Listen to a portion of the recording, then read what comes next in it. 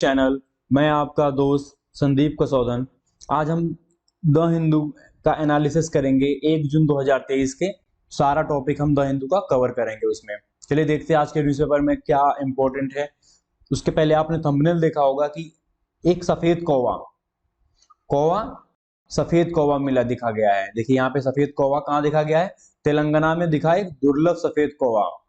कौवा ज्योतिषियों का दावा भारत के लिए हो सकता है अपशकुन। क्या है जान पूरा मामला क्या है उसके बारे में चलिए हम आगे वीडियो में देखते हैं। देखिए तमिलनाडु में देखा दुर्लभ सफेद कौवा, ज्योतिषियों का दावा भारत के लिए हो सकता है अपशकुन। इसमें क्या है, यहाँ पे देखिए सफेद कौवा दिख रहा होगा आप लोगों को। ये सफेद कौवा क्यों है? जबकि कौवे का असली रंग तो काला होता है, सभी जानते हैं, लेकिन इसका कहाँ दिखा गया है? तमिलनाडु के कोलियम पुट्टी क्षेत्र की गलियों में एक दुर्लभ कोलंबिनिया कौवा, सफेद रंग का कौवा दिखाई दिया। इसका मुख्य कारण क्या है? अनुवांशिक उत्परिवर्तन है, जिसकी वजह से इसमें रंग की कमी पाई जाती है। प्रत्यक्षदर्शियों को पहले लगा कि ये कबूतर है, जिन्होंने पहले देखा उनको लगा कबूतर है। चलिए आपको एक छोटा सा हम क्लिप दिखा देते हैं इसमें। ये देखिए वहीं का एक क्लिप है।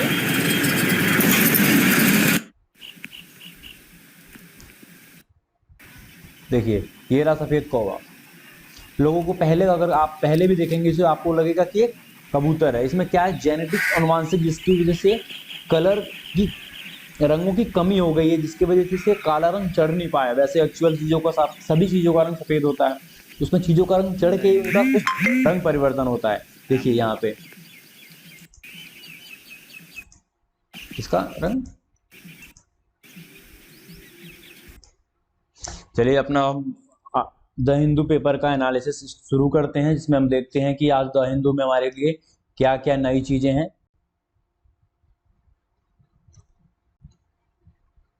द हिंदू में जीडीपी एक्सपेंड 6.1% इन 2022-2023 लास्ट क्वार्टर। इसका क्या है मतलब, देखते हैं इसमें जीडीपी में क्या हुआ है क्या नहीं हुआ है। देखिए full year manufacturing government gross value added slits to 1.3%। जो 11% था वो 1.3% पे आ गया है। मतलब 3 ऑफ 8 सेक्टर, मतलब कि 8 सेक्टर हैं जिसमें से 3 सेक्टरों ने ज्यादा अच्छा काम किया। वो सेक्टर कौन कौन से हैं? फार्मिंग, जो इंडिया के इंडिपेंडेंस के टाइम से जिसका वैल्यू 50% से ज्यादा था इंडिया की जीडीपी में। आज वो कम हुआ, जरूर हुआ है, लेकिन उसकी एक पकड़ आज भी जीडीपी में बनी हुई है। वो जीडीपी को स्लाइड्स को अप और डाउन दोनों तक करता है। जैसे कि कोरोना के समय 2020 में आपने देखा होगा कि एक इकलौता सेक्टर जीडी फार्मिंग ही ऐसा था जिसने अकेले जीडीपी को पुल रखा था। बाकी सबने तो जमीन में घुसाने की कोई कमी नहीं छोड़ी थी किसी चीज को। India GDP growth is accelerated to 6.1% from January March 2023 quarter, lifting the economic expansion. जो 7.2% था वो एस्टिमेटेड 7% पे रह गया। लेकिन अभी भी इंडियन इकोनॉमी वर्ल्ड की मेजर इकोनॉमी के कंपैरिजन बहुत अच्छा काम कर रही है।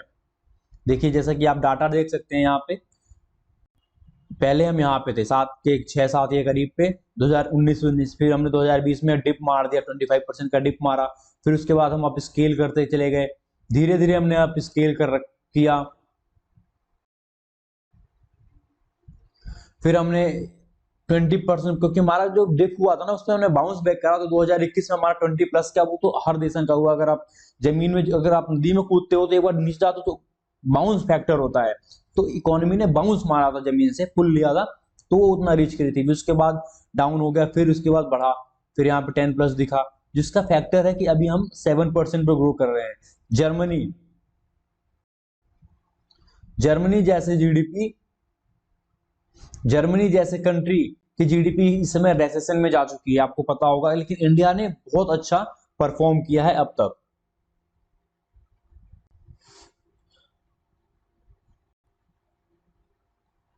ये जानते हैं, ये हमारा इंपॉर्टेंट है आज का इंपॉर्टेंट डिस्कशन में एक ये भी है, Ahmednagar will now be the renamed Ahilya नगर।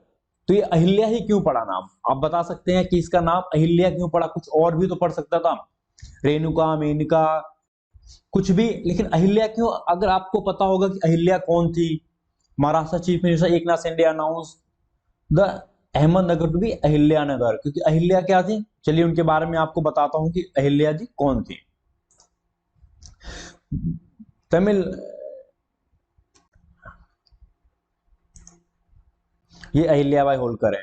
ये जो महाराष्ट्र की, महाराष्ट्र जो मराठा एम्पावर था उसमें एक बहुत अच्छे किरदार की थी, ये रानी थी। और इनका वर्चस्व इतना बड़ा था क्योंकि हिंदू में जितने हिंदू के जो भी टेम्पल्स आक्रांताओं द्वारा ध्वस्त किए गए थे, ये एक, अगर आप इन्हें ये भी कह सकते हैं कि हिंदू की जो टेम्पल्स थे, हिंदू स्क्रप्चर थे, उनकी सेवियर है ये भी। उनके बारे में जानते हैं।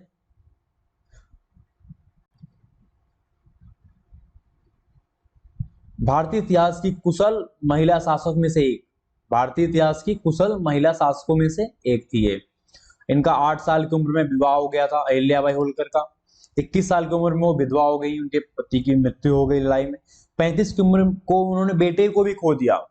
1767 में राजगद्दी की बागडोर संभाली और 30 वर्षों तक इंदौर पर शासन किया। इंदौर जो महाराष्ट्र एमपी में है, मध्य प्रदेश के इंदौर में इन्होंने शासन किया। मालवा साम्राज्य की शासक के रूप में 18वीं शताब्दी में धर्म का संदेश फैलाया और औद्योगिकरण को बढ़ावा दिया। जन्म 31 मई 1975, मृत्यु हुई थी 13 अगस्त 1795। मात्र 70 साल की उम्र में इनकी मृत्यु हुई। पूरे भारत, देखिए आपको जो मैंने बताया, पूरे भारत में सैकड़ों मंदिर और धर्मशालाओं का निर्माण किया। ध्वस्त काशी विश्वनाथ, जो अपने हिंदू माइथोलॉजी में बहुत महत्वपूर्ण जगह रखती है, मंदिर बहुत महत्वपूर्ण विशेषता रखता है, उसका इन्होंने, जो आक्रांताओं द्वारा ध्वस्त किया गया था, उसका पुनर्निर्माण करवाया था इन्होंने। इसलिए ये जरूरी था हमारे कि क्या है क्या नहीं उनके बारे में जानना। और चलिए हम, ये हमारे लिए central government promises to the provided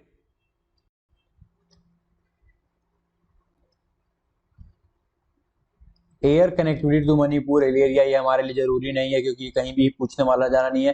case against WFI chief under consideration, report to submitted in 15 days.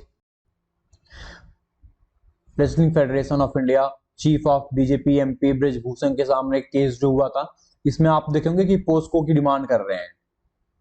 POCSO होता क्या है, पोस्को 2012 निर्भया कांड जब हुआ था दिल्ली में, उसके बाद से ये लाया गया एक्ट था जिसके अंदर में पोस्को का मतलब होता है कि कोई भी केस पोस्को के अंदर रजिस्टर्ड होता है तो उसका रजिस्ट्रेशन का मतलब होता है कि अगर वो पोस्को के अंदर कोई केस रजिस्टर्ड होता है, विद इन 24 आवर उस व्यक्ति की गिरफ्तारी होनी चाहिए। उसमें जरूरी नहीं है कि वो सेक्सुअल इंटरकोर्स बनाया हो, शारीरिक संबंध बनाया हो। अगर उसने अपनी दुर्इच्छा को नजर रखते हुए अगर किसी भी नाबालिग कन्या को, लड़की को अगर वो टच भी करता है, उस पे भी वो पोस्को एक्ट लगाया जाता है। और इसमें क्या होता है कि अगर पुलिस को अपनी सारी मैन पावर उसको पकड़ने में और विद इन 24 आवर उसकी गिरफ्तारी होनी चाहिए, ये पोस्को कहता है। लेकिन अभी तक कोई ब्रिजभूषण की गिरफ्तारी नहीं होती, इसको नहीं पता चलता हमें क्या लगा है क्या नहीं होता, क्योंकि rule by the powerful, rule गरीबों के लिए, कमजोरों के लिए हो सकता है, लेकिन पावरफुल पीपल्स के लिए कोई रूल नहीं होता, because they are the rule. चलिए उसमें हम अपने ये भी हमारा इंपॉर्टेंट आर्टिकल नहीं है। BJP demand death penalty to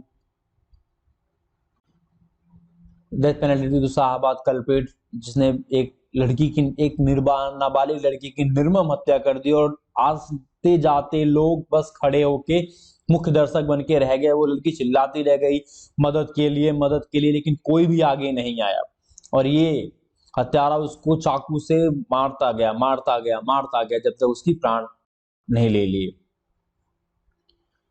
अब केजरीवाल कह रहे हैं कि भैया पॉलिटिक्स मत करो हमारे साथ।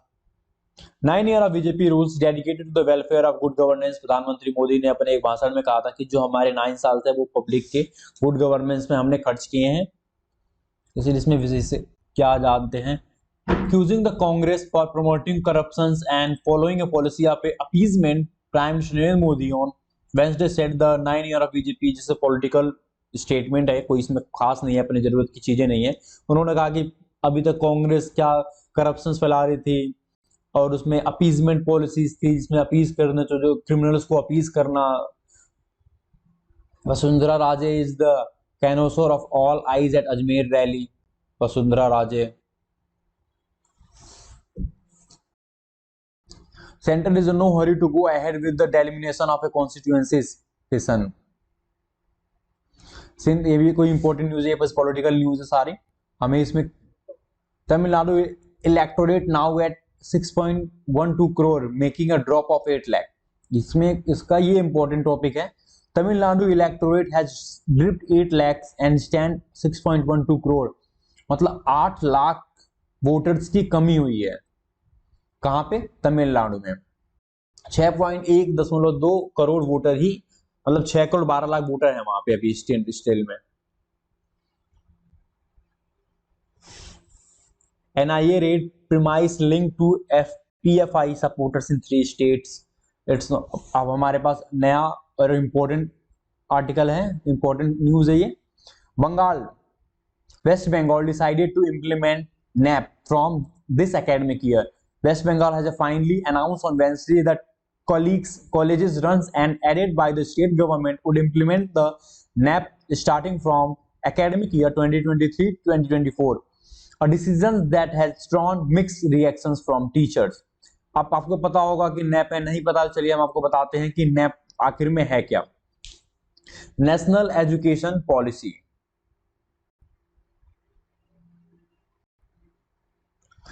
की principle of a national education policy 2022। इसमें क्या है नेशनल एजुकेशन पॉलिसी में, मैं आपको बताते हैं। Continuous review build on sustained research and regular assessment by educational expert, critical thinking and connectivity to boost logical decisions making and innovation. इसमें क्या है कि क्रिटिकल थिंकिंग, जो हम बच्चों को बस पढ़ाना और रटाना नहीं है, उनमें सोचने की शक्ति को डेवलप करना, ये हमारा मेन होगा। And creativity to boost logical decision, जैसा कि हम लॉजिकल रीजनिंग के क्वेश्चंस देखते हैं, उनको सॉल्व करने के लिए बहुत समय लगता है, लेकिन अगर आप इस तरह से देखेंगे तो उसको सॉल्व किया जा सकता है। Unique capabilities recognise tapping them to each student.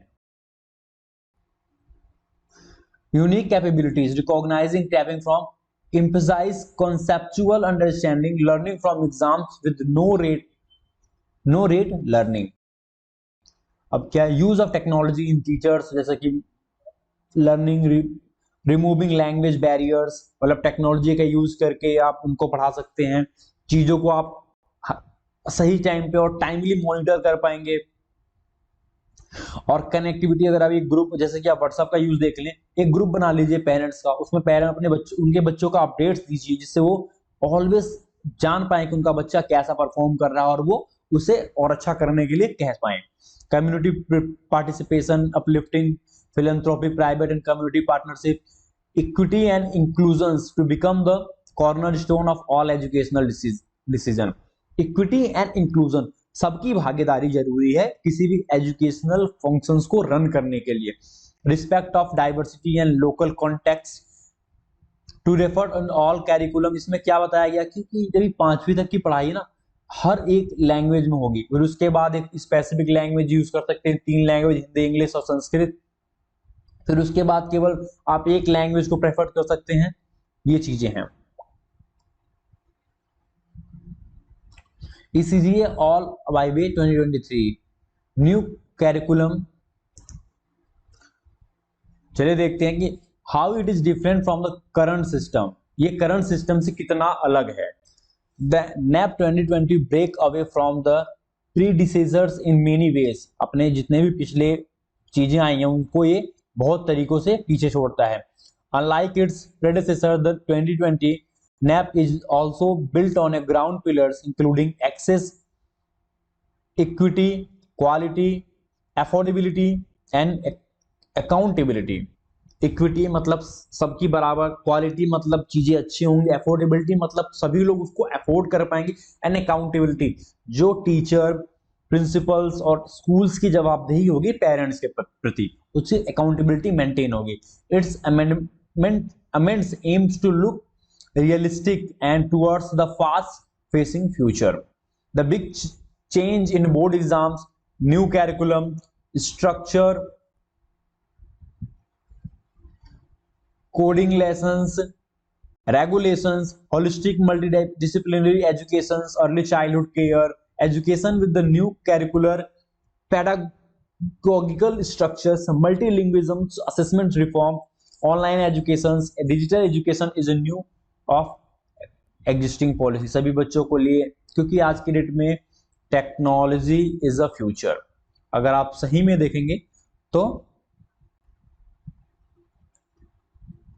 Technology ही आज का फ्यूचर है। जो टेक्नोलॉजी शुरू से आनी चाहिए, आज के लोग बड़े हो जाते हैं, बच्चे 10वीं तक पहुंच जाते हैं, उसके बाद वो टेक्नोलॉजी सीखते अडॉप्ट करते हैं। ऐसे फॉरेन देशों में बच्चे 5वीं से ही टेक्नोलॉजी एडॉप्शन को बहुत अच्छे से जानते हैं as compare to Indian student. वो चीजें लाई गई हैं। All this initiative lay out the clear side vision of a NEP with no social group with left behind, making the Indian education system is a global destination. कोई भी इससे पीछे ना छूट जाए, कोई सी भी समाज के दबे लोग भी इसके पीछे नहीं आने चाहिए, और सबके लिए ये एक बेहतरीन ऑप्शन है जिसमें नैप को इंक्लूजन करके आगे बढ़ा सकता है। ये देश के लिए भी अच्छा है। How it's going to impact the student, देखते हैं किस तरह से बच्चों को इम्पैक्ट करता है। A boost in the GER ratio with universal access to the education. We all are aware that the higher education in India are reached an ancient point. Despite many policies measures, many students continue to be out of the education system. क्योंकि number of seats, अगर आप MBBS की बात करें, वहां पे बस 70,000 seats है गवर्नमेंट सीट्स जो अफोर्डेबल हैं as compare to others. Private में भी अगर कुल जोड़ लेंगे तो मोर देन 150,000 के अराउंड ही होंगे, 1.5 लाख या करीब होंगे, 150 लाख 2 लाख से ऊपर नहीं होंगे। जिसमें भी इस साल 2023 में 21 लाख बच्चों ने MBBS का नीट, जो इसका नेशनल एलिजिबिलिटी कम टेस्ट जो होता है, जिसके बाद एलिजिबल होते हैं बच्चे MBBS में एडमिशन लेने के लिए, 21,000 बच्चों ने दिया था। कैन यू इमेजिन, 21 लाख लोगों ने दिया था, जिसमें से कुल 70,000 को गवर्नमेंट कॉलेज मिलेगी, उसमें से 50,000 MBBS, फिर 20,000 डेंटिस्ट वगैरह जो भी होते हैं इन सब कॉलेजेस में मिलेंगे। How much competition do you think कि एक सीट पे अगर देखेंगे तो एक सीट पे 7,000 से ज्यादा पब्लिक है, 10,000 से ज्यादा पब्लिक है, मतलब 70,000 सीट पे कुल मिला जुला के 20 लाख, मतलब 30,000 पब्लिक, एक सीट पे 3,000 लोग लड़ रहे हैं। इतनी ज्यादा कंपटीशन है। अगर आप यूपीएससी की देखेंगे तो बात ही अलग है, क्योंकि तो चलिए वो सिस्टम से अलग, वो कंपटीशन एग्जाम है, ये तो एक कॉलेज लेने की बात है। उसमें भी देखेंगे क्योंकि जितने बच्चे 12th में पास आउट होते हैं वो कहीं एनरोल ही नहीं लेते। हाफ ऑफ द एनरोलमेंट होता है एसओएल टाइप प्रोग्राम से, डिस्टेंस लर्निंग से, क्योंकि कॉलेजेस में इतनी जगह नहीं है कि वो बच्चों को एकोमोडेट कर पाए। As per the new quoted in financial express, new financial express में कोट हुआ था कि we have around 3.7 crore students enrolled in a 51,649 institution, मतलब 4.5 करोड़ लोग 51,000 इंस्टीट्यूशन में एनरोल हैं। with the GR of a 26.3 and the Ministry of Human Resource Development 2018 to 19 report state that 91 lakh students graduated per year, 91 lakh लोग हर साल graduate होते हैं, which is officially the largest education system in the world. The major impact of NEET 2020 would be provided access, increased access, equality and equity all in a single row, with the universalization of school educations from preschools to secondary level. Universalization of school education को अगर हम विद्यालय के पढ़ाई लिखाई को अगर हम एक यूनिवर्सल स्टैंडर्ड पे ले जा पाए, जैसे कि डेवलप नेशंस की जो स्टैंडर्ड है वहां तक ले जा पाए, तो हमारे बच्चे जो बहुत बूस्ट करेंगे। और इंडिया हैव द मोस्ट, इस सदी का, in the century of 2021 India is the most youngest people. आप सबको पता होगा, तो फ्यूचर कहाँ है इंडिया के पास है। अगर इंडिया बस उस फ्यूचर को कैपिटलाइज करने का वे ढूंढना है हमें, हमारी गवर्नमेंट को एफिशिएंट होना पड़ेगा, उसके लिए चीजों को फास्ट ट्रैक मोड पे डालना पड़ेगा कि हमारा एक प्रोसेस बना, उस पर 6 महीने विचार चलेगा, 6 महीने कानून बनेगा, 6 महीने इम्प्लीमेंटेशन पे लगेंगे, फिर उसके बाद रिजल्ट दिखना शुरू होगा 6 महीने बाद से। तो 1-2 साल का जो गैप है ना वो हमें 1-2 महीने में करना पड़ेगा। Nearly by 2 crore children brought back to school, showing 100% of a increased gross enrollment ratio by year 2023। अभी हमारा क्या है, 26% केवल GR है, ग्रॉस एनरोलमेंट रेशियो। अभी उसे हमें कहां तक ले जाना है, 2030 तक हमें 100% पे लेके जाना पड़ेगा। उसके लिए ये देखिए IAS है, एक हमारे सीनियर IAS हैं अमनदीप शुक्ला, उन्होंने इंटरव्यू में क्या था, अमित खेरे जो IAS ऑफिसर है, senior IAS officer, over 2 crore childrens will be brought back to school, मतलब 2 करोड़ बच्चे स्कूल से वापस निकाल दिए जाते हैं। क्यों, ये रीजन अभी तक किसी को पता नहीं है कि क्यों। हमारा एजुकेशन सिस्टम उतना अच्छा है नहीं। चलिए इसमें देखते हैं 2021 के कैरिकुलम में क्या क्या है एंड पेडागोजिकल स्ट्रक्चर क्या है। 2 ईयर ऑफ 16 टू, देखिए यहाँ पे 2 ईयर फ्रॉम क्लास 1 एंड 2, 3 साल कहाँ आंगनवाड़ी, प्री प्राइमरी एज 3 से 6 साल तक, फिर उसके बाद 6 से 8 साल तक हमारा पहली क्लास और दूसरी क्लास में डाले जाएंगे। फिर उसके बाद स्ट्रक्चर बनेगा हमारा 3 सालों तक क्लास 3 to 5 पढ़ेंगे, मतलब 11 साल में वो 5वीं क्लास पास करेंगे, फिर 14 साल में वो 8वीं क्लास पार करेंगे, फिर 4 ईयर होगा हमारा 14 से 18 साल में वो 12वीं क्लियर करेंगे, क्लास 9 to 12। हाँ, तो इसके लिए 4 3 7 3 10 2 12 3 15 3 18 साल तक होते होते वो 12वीं क्लियर करेंगे। उसके बाद क्या है, 10 ईयर, ये देखिए एग्जिस्टिंग पॉलिसी में क्या है, 10 साल 6 से 16 तक, 16 की उम्र में 10 साल को 10 ईयर लग पढ़ाई करेंगे, फिर 2 ईयर 16 से 18 पास करेंगे।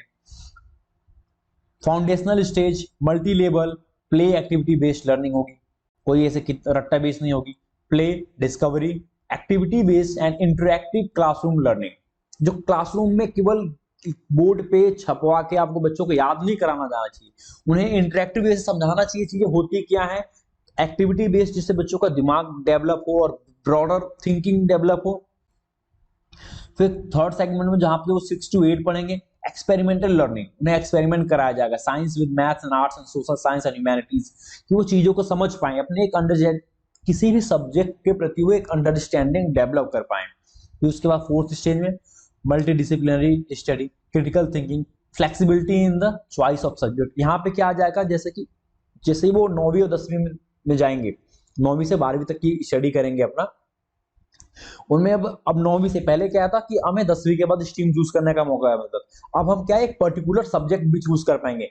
जैसे आपको मैथ्स पहले क्या है कि PCM पढ़ना ही है, तो ऐसा नहीं है कि PCM पढ़ना है तो कहीं कहीं PCB भी पढ़ना होता है। अब आपको क्या है, अगर आपको इकोनॉमिक्स भी पढ़ना है तो आप साथ में इकोनॉमिक्स भी पढ़ सकते हैं। आप चॉइस ऑफ सब्जेक्ट आपके पास होगी कि आप कौन सा सब्जेक्ट पढ़ना चाहते हैं, आगे क्या करना चाहते हैं। ये नहीं है कि आपको अगर कॉमर्स मिला है तो इकोनॉमिक्स मैथ सब कुछ पढ़ना, आप नहीं पढ़िए, आपको नहीं जरूरत है, तो आप जिस स्ट्रीम में जो सब्जेक्ट चाहेंगे वो चीजें आपको पढ़ने की फुल आजादी दी गई है इसमें।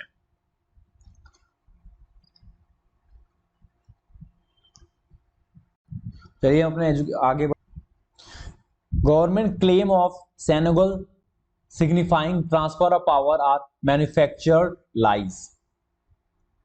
इसमें क्या जानते हैं, गवर्नमेंट क्लेम कर रही है कि Sengol signify transfer of power are manufactured lie. ये एन राम जो है वो कह रहे हैं कि ये जो मैन्युफैक्चर्ड लाई है, इसमें क्या है ऐसा कि जो एन राम कौन है, आपको पता होगा, आप द हिंदू पढ़ रहे हैं तो द हिंदू के फाउंडर हैं ये। N Ram veteran journalist and director the Hindu group publishing private limited. उन्होंने कहा कि Sengol installed in the parliament building which much fanfare being a symbol that signifies the transfer of power. अभी क्या है, फन पेयर के नाम दिया इन्होंने।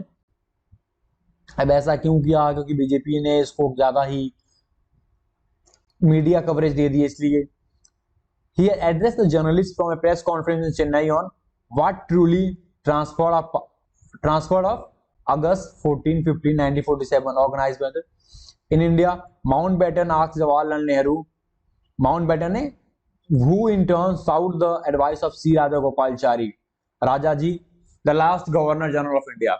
The crux of the claim is that the last viceroy came to India with a specific mandate to hand over the power to Indian to enable the British to exist India as quickly as possible. He asked the soon to be prime minister. Mountbatten India में बस इसीलिए आए थे कि वो जल्दी से जल्दी पावर इंडिया को ट्रांसफर करे और यहां से चले जाएं, और कोई उनका दूसरा मोटिव ही नहीं था। ही asked soon to be Prime Minister Jawaharlal Nehru how should this movement of transfer of power be constructed, किस तरह से हो। मिस्टर राम कहते हैं, क्लेम करते हैं कि नेहरू ने कहा, हेल्प की, राजगोपालचारी से हेल्प मांगी, and then the representatives of the Tiruvananthapurai and the minimum went to New Delhi in special flight and met Mountbatten before meeting Nehru. Lacked evidence, कोई एविडेंस नहीं है बट भी कहते हैं। और यहाँ पे देखिए, यहाँ पे इसका एविडेंस तो है कि ये जो लोग हैं अधिमन रिप्रेजेंटेटिव हैं, ये वहां मिले, नेहरू से मिले, लेकिन इसका कोई वहां पे सिग्निफिकेंट एविडेंस नहीं है कि वो माउंटबेटन से मिले। और ये सेनेगल के बाद अधिगम सेनेगल वाज मेड बाय, इनके कहा किसके द्वारा बनाया गया था, ये विमुदी बेंगारू चेट्टी द्वारा बनाया गया था। एंड वाई व्हेन इट, कोई इसका कनेक्शन नहीं ट्रांसफर ऑफ पावर से। At the time nobody considered it as a transfer of power. The Indian Independence Act passed in the British Parliament says that on August 15 India became independent, and the moment of transfer of power happened when Nehru was sworn in as the Prime Minister by Mountbatten, he said. तो यहाँ पे बस इनका ये कहना है कि कोई भी ये सेनेगल नहीं दिया गया था माउंटबेटन द्वारा जवाहरलाल नेहरू को, जिससे ट्रांसफर ऑफ पावर को पजेस करता है, शो करता है। चलिए फिर भी हम जानते हैं कि सेनेगल होता क्या है क्या, और इसकी इतनी चर्चा क्यों है। ये चोला साम्राज्य से जुड़ी हुई चीजें हैं, चोला साम्राज्य से जुड़ा सेनेगल। अब स्पीकर के जो स्पीकर बैठते हैं हमारे ओम बिरला साहब, उनके बगल में ये यहाँ पे न्यू पार्लियामेंट में रखा गया है। 28 मई को संसद का उद्घाटन हो गया। अंग्रेजों ने भारत की सत्ता को हस्तांतरण को चिन्हित करने के लिए इस देश के पहले प्रधानमंत्री जवाहरलाल नेहरू को सौंपा दिया था। नेहरू ने तमिलनाडु से सेनेगल प्राप्त किया और इससे पारंपरिक तरीके से सत्ता हस्तांतरण के प्रतीक के रूप में अंग्रेजों से स्वीकार किया। इस नए संसद भवन के ले आ गया है। ये चोला साम्राज्य से जुड़ा सेनेगल राजदंड चोला साम्राज्य से जुड़ा हुआ है। यह विरासत और परंपरा के प्रतीक के रूप में यहाँ पे जो भी नया राजा बनता था, वहां के पृष्ठ जो वहां का मुखिया पुजारी था, उसके द्वारा अपने राजा को ये दिया जाता था। माउंटबेटन ने नेहरू को सौंपा। 14 अगस्त 1947 को आजादी के समय नेहरू ने सेनेगल को जवाहरलाल नेहरू जी को सौंपा था। संस्कृत में शंकु से लिया गया सेनेगल। संगोल शब्द का संस्कृत शब्द है शंकु से लिया गया है। शंकु मतलब शंख, संप्रभुता के प्रतीक के रूप में इस्तेमाल किया जाता है। या सोने या चांदी से बनाया जाता है और कीमती पत्थरों से सजाया जाता है।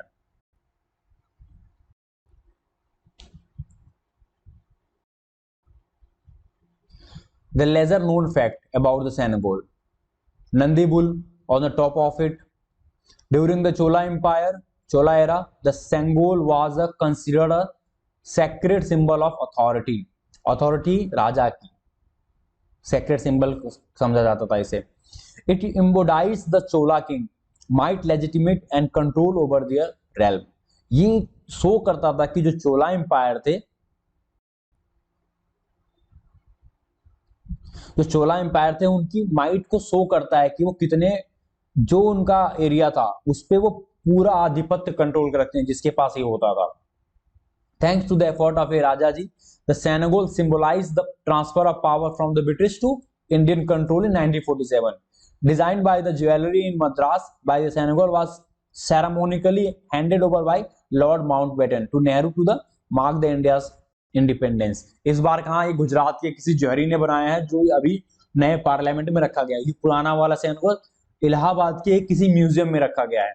The Sengol does connect the India of today with the Bharatiya civilisation of the past. जी पास्ट में दिखाता है कि अब हम भारत की तरफ मुड़ रहे हैं इंडिया से, और ये चीजें दर्शाती हैं कि भारत अपनी परंपराओं को ढूंढ रहा है और उनको सम्मान दे रहा है।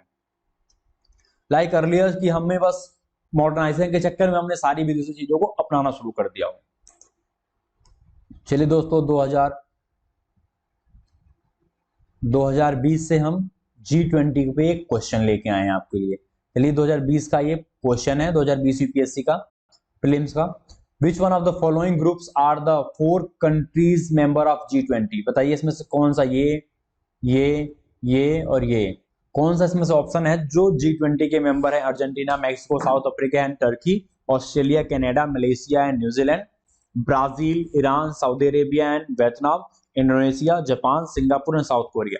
आपको आप अभी देखिए और वीडियो में कमेंट करके बताइए कि इसका आंसर क्या है, और हम आपको वीडियो के अंत में इसका आंसर बताएंगे कि इसका what is the right answer of.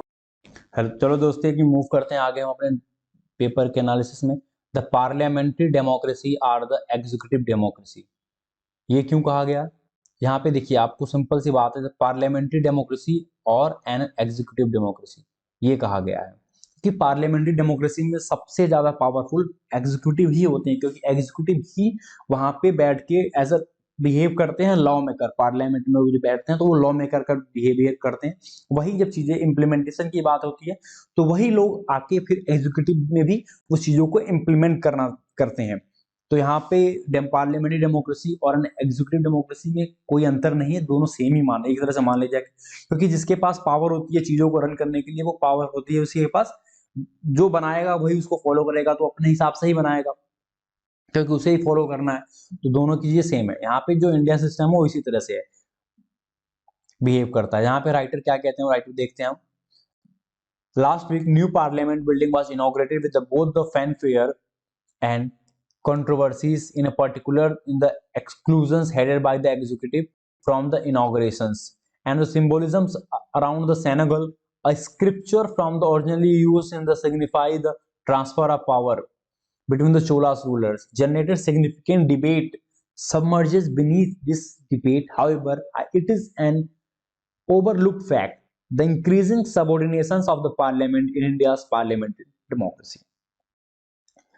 By constitutional design, it is a temporarily to attribute all of this to unscrupulous or callous politicians. What are the misses? However, this is an understanding that the growing irrelevance of parliament is not because of individual actions but a matter of constitutional design. यहाँ पे यही कहते हैं कि जैसे कि UK में आप देखेंगे वहां की जो पार्लियामेंट होती है, यूके में भी पार्लियामेंट्री डेमोक्रेसी है, अदरवाइज वहां पे मोनार्क है, मोनार्कियन सिस्टम चलता है, जो वहां पे हेड ऑफ द, जैसे हमारा रिपब्लिक है, उनका रिपब्लिक नहीं है, उनका मोनार्कियल सिस्टम है, बट उनके पार्लियामेंट्री सिस्टम भी वो फॉलो करते हैं। जैसे हमारा रिपब्लिक है, हमारा head of the state president होता है, जो एक प्रतिनिधि होता है जो समाज से चुन के आता है, वो रिपब्लिकन सिस्टम है, पब्लिक चूज करती है तो रिपब्लिकन बन गया एकदम। वहां पे क्या है, वहां पे जो हेड ऑफ द स्टेट है वो हमेशा क्वीन रहेंगी, और जो सीट पे बैठा रहेगा आउट सीट पे, जो आपकी किंगडम की सीट है।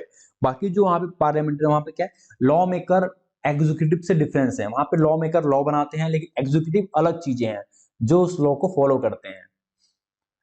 यहाँ पे यही कहते हैं कि रोल ऑफ अपर हाउस क्या है, इस डायल्यूशन के बारे में हमारे पॉलिटिकल न्यूज को पॉलिटिसाइज कर रहे हैं, ज्यादा इंपॉर्टेंट चीजें नहीं है इसमें।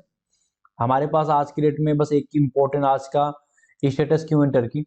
टर्की एक चैलेंज हो सकता है इंडिया के लिए, जो जिसके से अर्दोगान के जीतने की वजह से Turkey created a challenge for India. Recep Tayyip Erdogan justice and development party came into power in 2002, riding widespread resentment against the establishment.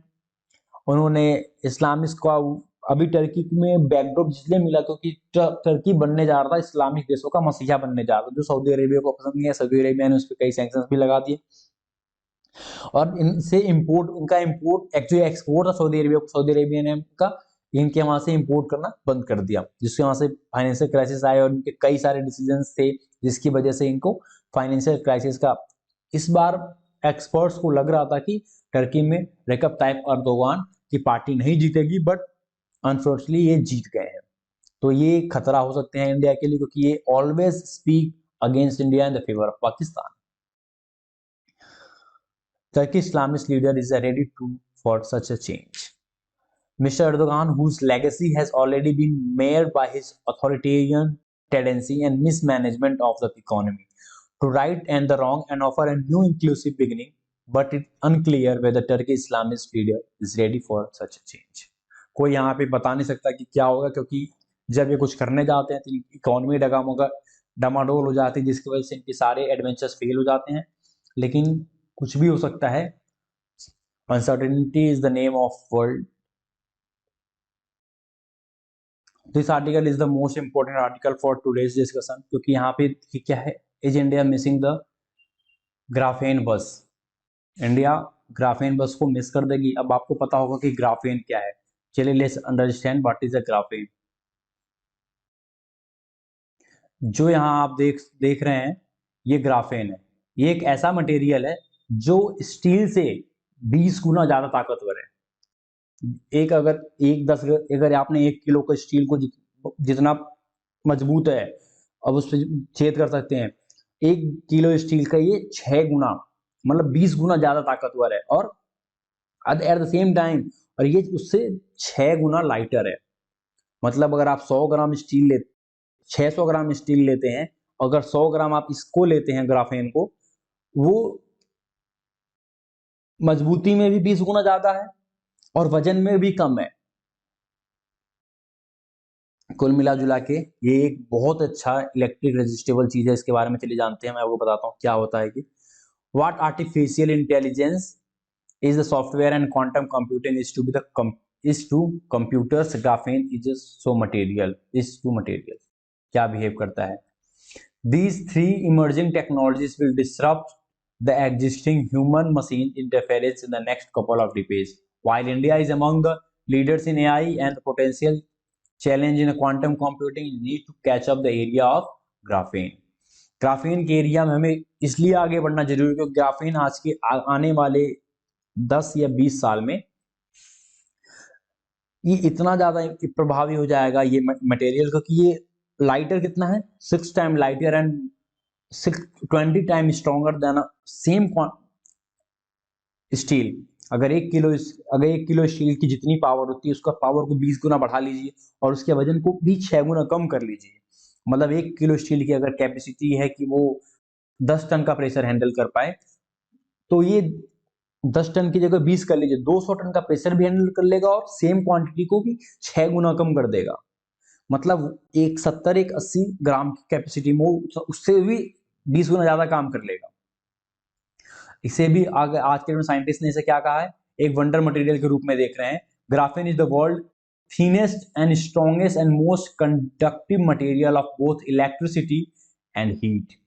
It's conducted electricity better than copper. Copper से भी अच्छी electricity ये conduct करता है। Is 200 times stronger than the steel, sorry 200 times stronger than steel but 6 time lighter. मतलब steel से 200 गुना ज्यादा ताकतवर है और 6 गुना हल्का भी है। It almost perfectly transferred as it's absorb only 2% of light.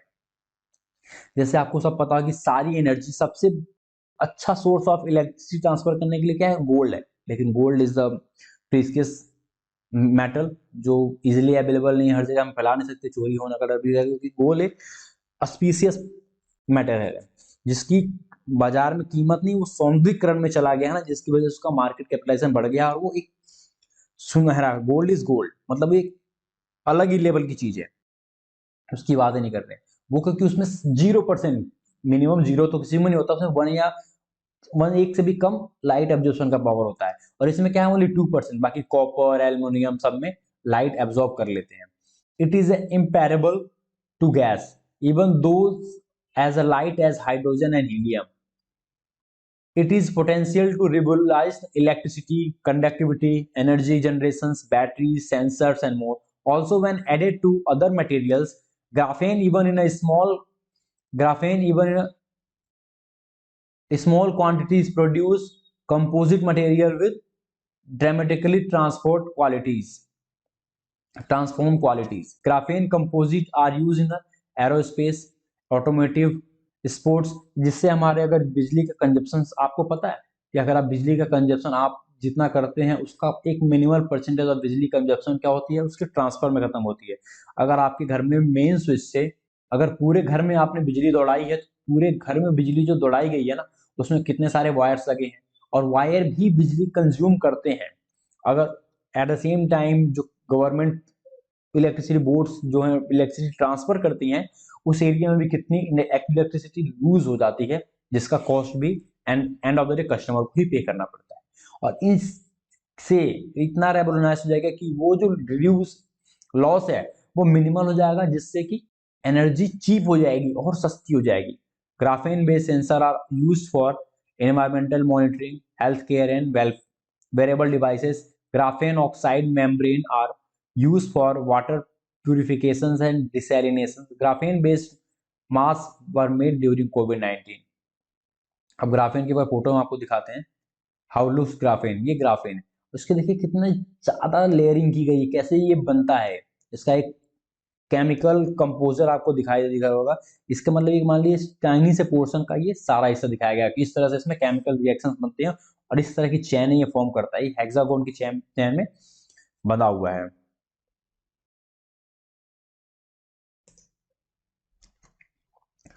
ग्राफेन is important for defence aerospace as well.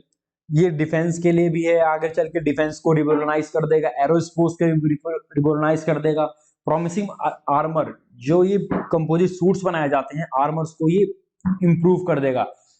Ballistic protections को। Graphene has the potential to absorb dissipate electromagnetic waves.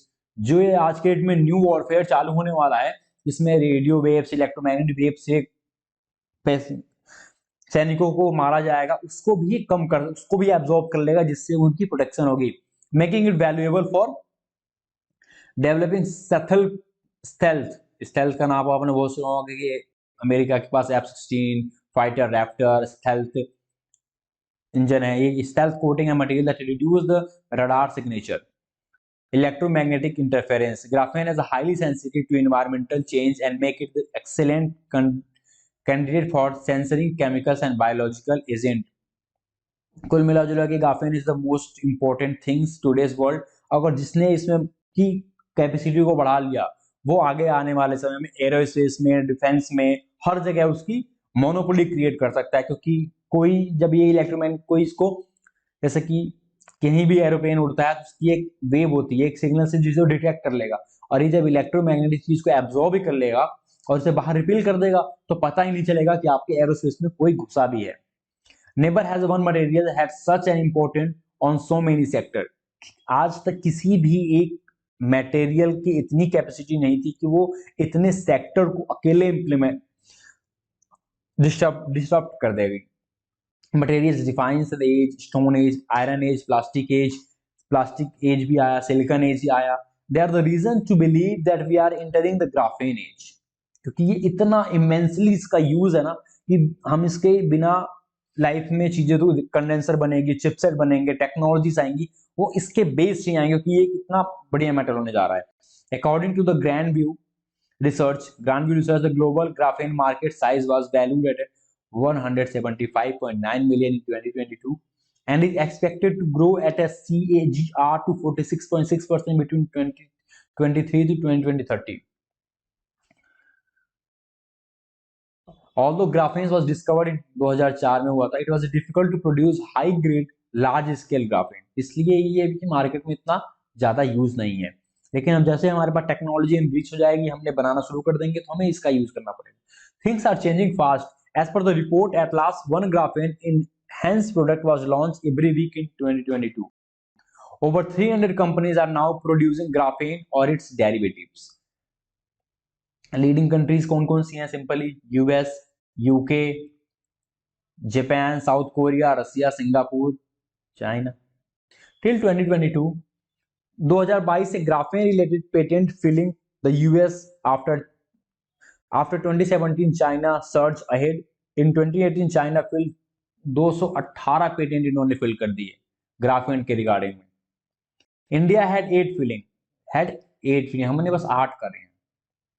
China and Brazil are global leaders in the commercial production of graphene. भाई देखिए यहाँ पे China और Brazil जो global production है। At the Beijing graphene institute set up in 2018, several companies produce industry grade graphene product. India produced about 1/20th compared to China and 1/3 compared to Brazil. हम अब जितना हम पैदा कर पा रहे हैं, चाइना उससे 20 गुना ज्यादा पैदा कर रहा है और ब्राजील हमसे 3 गुना ज्यादा पैदा कर रहा है। तो we are much below than these nations and we have to make policies decisions and make government to make any prominent policies for on that matter, जिससे हमने इसका प्रोडक्शन बढ़ा पाए और इसकी आगे वाले यूज को भी हम, जैसे कि बाकी लोग इसका यूज करके एडवांस हो जाएंगे और हम पीछे रह जाएंगे, तो गवर्नमेंट को उसका ध्यान देना चाहिए। अब देखते हैं कि इंडिया का प्रोग्रेस क्या क्या है। India progress has become better than many Nations. The centre of nano science and engineering at IISc Bangalore, along with the CAST Tech, produced a graphene-based system several years ago. Some startups and foreign subsidiaries have started graphene and graphene derivatives in India. Notably, Tata Steel has succeeded in growing graphene about 50 micrometer large domains using annealing an existing atomic carbon from steel surface. IIT Roorkee competed log9 pattern of technology of graphene-based ultra capacitor, and IIT Kanpur incubated RF nanocomposite has developed EMI shielding and stealth technology using graphene based nanotubes. जो चीजें आप हमने science movie में देखते हैं वो कुछ दिन में असंभव नहीं लगेंगे, हमें आज के लगता है कि असंभव है, आगे आने वाले 10 या 100 साल बाद वो सारी चीजें पॉसिबल होती जाएंगी। Government have a crucial role to play. China declared graphene a priority in the 30th plan. China ने ग्राफीन को प्रायोरिटी कहा है, 13वें प्लान में उन्होंने ग्राफीन को एक प्रायोरिटी बेसिस पे ले रहे हैं। Europe set up a graphene flagship with a budget of 1 billion euro in 2023। इसका मतलब समझ लीजिए कि 100 billion rupees. Can India not have a national graphene mission? A nodal ministry need to be interested. Nodal ministry जो सरकार को सीधा report करे और जो भी किसी के अंडर में ना आए, एक अलग रूप से फंक्शन करे, need to be interested with this responsibility as the subject will fought and the cracks. India need to be among the leaders in the graphenes because we may experience the winner takes the most situation there. Given the high cost of volume ratio of a high grade graphenes, its production may get concentrated in a few nations in the world. As in the case of a semiconductor, India missed the semiconductor bus in the mid 1990. The time to step on the graphene pedal is now. India आज के date में, जैसे कि 90s के दशक में हमने semiconductor के बस को नहीं छोड़ पाए, इसलिए हमें आज इस पे आगे आके और ग्राफीन बस को पकड़ना पड़ेगा, क्योंकि हम सेमीकंडक्टर के मामले में आज वर्ल्ड में सबसे पीछे हैं डेवलपिंग नेशन में। बाकी जैसे की बात नहीं करता मैं पाकिस्तान जैसे, लेकिन हम बहुत पीछे हैं, हमें उसके लिए आगे आना पड़ेगा और हमें सरकार को उसके लिए नोडल एजेंसी बनाना पड़ेंगे जो उसके लिए प्रॉपर फंक्शनिंग वर्क कर पाए। नहीं तो जैसे कि न्यूक्लियर वेपन्स को देखिए, जो देश पहले पैदा कर लिए उनके पास मोनोपोली है, वो उसका यूज करते भी करें, उनके पास नोटा हर जगह वीटो पावर भी उनकी वजह से मिला। इंडिया ने बाद में डेवलप किया, इंडिया के पास सैंक्शंस भी लगे, India face several sanctions and अभी भी कई देश उसको रिकॉग्नाइज नहीं करते हैं। तो ये चीजें होती हैं अगर जब आप पीछे रह जाते हो तो। Graphene is the mould thinnest, जो भी यहाँ पे रिसर्चर्स कहते हैं कि वही चीजें बताई मैंने आपको, ये चीजें आज की डेट की ये नीड हो गई हैं जिसको सरकार को समझनी पड़ेगी। सरकार never be judgemental about it.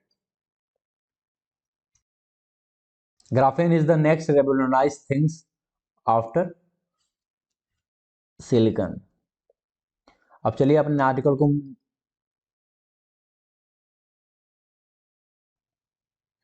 2000 note के बारे में हमने डिस्कशन भी कर रखा है, चलिए आगे बढ़ते हैं, देखते हैं और क्या। चाइना's military diplomacy in South Asia. China's growing presence in South Asia by militarily because China के पास उतनी पावर है। What is causing China's growing influence in South Asia? Does the global security initiative challenge the ASEAN countries? Why is the increasing proximity of the US with the Philippines worrisome of China?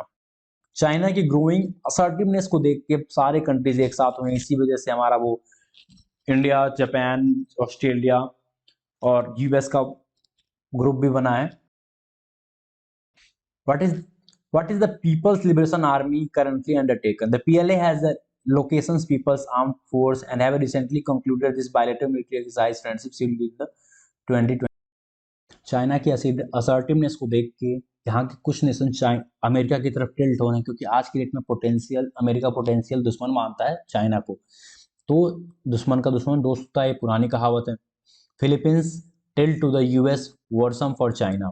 China continues to face competitions from US in the bid to stabilize a sphere of influence over Southeast Asia. The increasing proximity of US with the Philippines, with whom China share a disputed maritime border in the Luzon state in South China Sea, is worrisome for China. What is perhaps recently irked China the most is the Philippines' decision to provide the US with access to 4 military bases in addition to the 5 bases the US already had access to under the 2014। देखिए, America 5 base, Philippines में 5 base तो पहले से acquire कर था, access था। अब Philippines ने 4 और बेस उनको दे दी है जिसपे वो मिलिट्री का प्रेजेंस स्टैब्लिश कर सकते हैं। ये चीजें चाइना के लिए थोड़ी सी खतरनाक है, तो चाइना को थोड़ा सा क्यूरियस यहाँ पे अपने मूव को बहुत ही वेल प्लान और वेल मैनर से नोट करके चलना पड़ेगा, जिससे कि वो यूएस का इन्फ्लुएंस ना ज्यादा ले आ पाए। Of course, in the tandem with other leaders heading to the ASEAN, Macron has signed since clarified the Washington cannot use base in the country of offensive against action against China in the event of a conflict over Taiwan. This does not, however, change in the fact that the base are advantage of for the US during an offensive against China, as they help fulfill purpose such as refuel, चीजों को refuel करने में, resupply for warship, intelligence, reconnaissance and surveillances, and blocking Chinese state critical supplies through critical choke points in the South Asian Sea. South Asian sea में जो critical choke points है, जिसका अगर China भी totally dependent upon the other Nations for their energy, जैसे कि Saudi अरब gulf countries से और कुछ अब वो रसिया से इंपोर्ट कर रहे हैं, बट अभी भी गल्फ कंट्रीज का compare to the Russia portion बहुत ज्यादा है। इसलिए डिजिबुटी आप देख लीजिए, वहां पे अमेरिका की प्रेजेंस है। अमेरिका की बेसिस की वजह से अमेरिका उस चोक पॉइंट को होल्ड कर देगा, तो चाइना की जो क्रिटिकल सप्लाई है वो कुछ 6 महीनों का, उन्होंने 3-4 महीने का स्टोर करके सब रखते हैं, तो बाद में वो क्या करेंगे, वो एनर्जी के लिए डिपेंडेंस हो जाएंगे। तो इसलिए चाइना अपने चोक पॉइंट्स को भी बचाना चाहता है।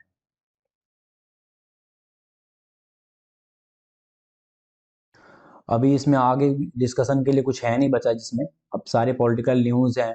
नेपाल पीएम इंडिया में आए, Nepal PM to hold talks with the Modi today, likely to sign pact on energy deal. ये इंडिया में आए हुए हैं और ये एनर्जी डील कुछ साइन करने वाले हैं। Probe rule for Manipur CM, MP in violence, tribals forum, ये सब पॉलिटिकल न्यूज है। हाँ, ये इंपॉर्टेंट, जयशंकर टू मीट लैब्रोव queen queen during BRIC summit. लैब्रोव ये रशियंस हैं, ये क्वीन आप चाइनीज समझिए, इनसे मिलने वाले हैं, ये ब्रिक समिट के बारे में बात करने वाले हैं।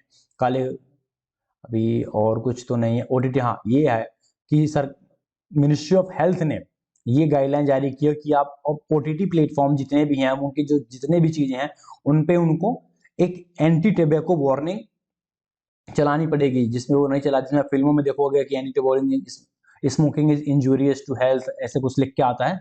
अब वैसा भी ओटीटी प्लेटफॉर्म पे जितने भी कंटेंट आएंगे उन पे भी लिखा हुआ आएगा। और आगे देखते हैं cabinet note, world largest grain storage. हाँ ये देख लेते हैं कि world largest grain storage plan centre to implement pilot project in 10 district. इसमें क्या चीजें हैं ये देखते हैं। Union cabinet on Wednesday approved the constitution and empowerment of inter-ministerial committee for facilitation of the world largest grain storage plan in cooperative sector by convergence of various scheme of the Ministry of Agriculture and Farmer Welfare, Consumer Affairs, Food and Public Distribution and Food Processing Industries. The government statement said that the ensure timely and uniform implementation of the plan in a professional manner, the Ministry of Cooperation would implement a pilot project in at least 10 selected districts. Fair price. Welcome to the decision, Mr. Shah said in a Twitter. Lack of agriculture storage capacity lead to the wastage of food grain. Bharat में बहुत सारा food बर्बाद हो जाता है क्योंकि उनके सही से स्टोरेज नहीं हो पाती, उसके लिए ये सरकार का महत्वपूर्ण कदम है। चलिए आगे देखेंगे इसमें क्या क्या नई चीजें होने वाली हैं। North Korea spy satellite launch fail. As क्रोमलिनिया 1 rocket fell into the sea. आगे देखते हैं कि क्या हो रहा है।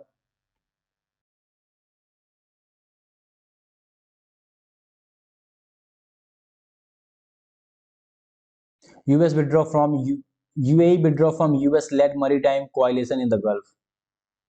यूएई ने यूएस को मैरीटाइम कोऑपरेशन में छोड़ दिया है। Musk hailed China's vitality during Beijing visit. China's vitality. Elon Musk praised China's vitality and promised on Wednesday, Beijing said during a trip to the Chinese capital, in which he has met multiple government officials and reportedly declared he will expand his business there. He met Consumers Ministry Wang Wentao on Wednesday, praising the vitality and potential of Chinese development. China उनकी तारीफ में झंडे गाड़ रहे हैं Elon Musk, और कुछ नहीं कर रहे। Risk of 6.5% growth goal more evenly blamed now. GDP growth थोड़ा सा कम हुआ दिखता है यहाँ पे, जिसकी वजह से कोई ज्यादा बड़ी बात नहीं है यहाँ पे। Fiscal deficit narrow 6.4 target. अभी कंजप्शन बहुत खत्म हो चुकी है।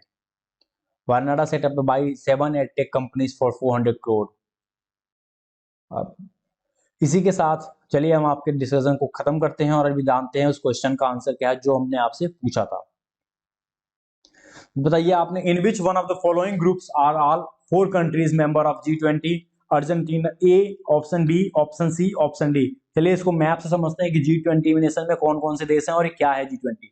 G20 group of 20 companies of G20 comprise 19 countries and one European Union.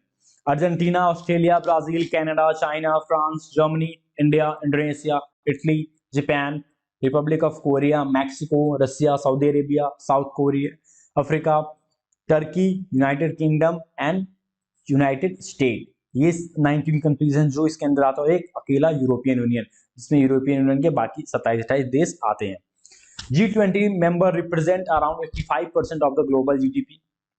Global GDP के 85% को रिप्रेजेंट करते हैं और ग्लोबल पॉपुलेशन का 75%, क्योंकि इसमें इंडिया और चाइना मेन कंट्रीब्यूटर है एज फ्रंट ऑफ द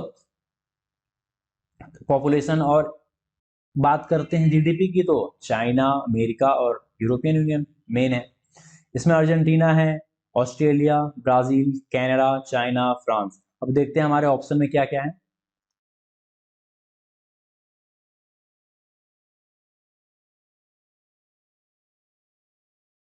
इनमें देखेंगे अर्जेंटीना भी था, मैक्सिको भी था, साउथ अफ्रीका भी था एंड टर्की भी था। मलेशिया हमने कहीं नहीं पाया, ना वियतनाम पाया हमने, ना ईरान मिला हमें कहीं भी। फिर हमें यहाँ पे इंडोनेशिया, जापान, सिंगापुर और साउथ कोरिया में कौन नहीं मिला? इंडोनेशिया नहीं मिला इसमें। इसका हमारा ये आंसर ए इसका राइट आंसर है। इसमें बस इनका गलत क्यों है? क्योंकि Malaysia not a part of G20, फिर यहाँ पे ईरान भी नहीं है, वियतनाम भी नहीं है, फिर यहाँ पे सिंगापुर नहीं है, जिसकी वजह से ये तीनों आंसर गलत हो जाते हैं। Option A is the right answer, इसका आंसर ए है। चलिए इसके साथ हमारे चैनल को लाइक, शेयर एंड सब्सक्राइब करिए। इसी के साथ हम अपना डिस्कशन एंड करते हैं। Thank you guys for watching this video.